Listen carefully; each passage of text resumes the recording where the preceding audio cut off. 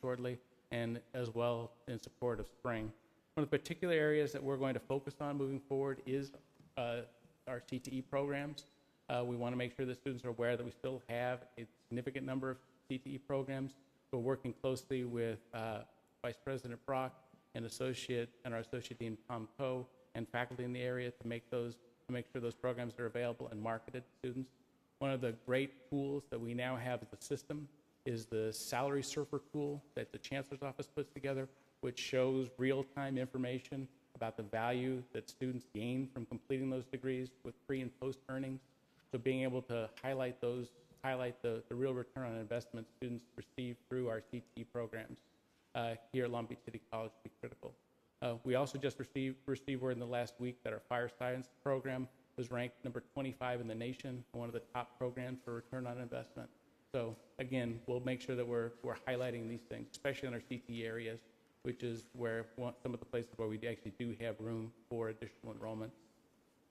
Finally, the board talked a lot about community outreach, and so I wanted to let you know that we've added two new community newsletters. The first one, again, it's on your screen here, an online newsletter around the bond update, and as well as sort of what we're calling What's New at LBCC, where we focused on some of our student success stories around commencement and our bond stories.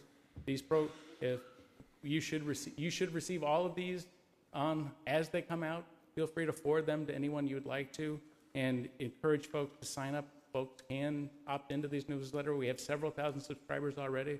We'll be working to build these lists going forward, so that we can make sure that we're sharing our positive stories and good news with as many people in the community as we possibly can. I also wanted to let you know that based on your feedback, we're developing a new community newsletter that we'll be mailing to households in the district. As you know, 2 or 3 years ago, it was probably actually 3 or 4 years ago now, we discontinued the practice of mailing schedules to every household in the district because of the expense, and just because we wondered about primarily because of the expense.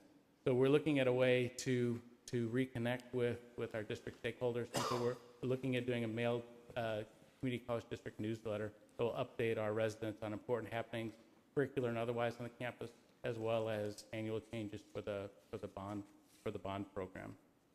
So just wanted to obviously stress that effective communication outreach is a clear board goal. My office, my staff are working hard to deliver on that for you. So with that, I'll end my formal report, but be happy to take any additional questions that you have. Questions, members of the board? I have to tell you, it's I get almost daily, it seems.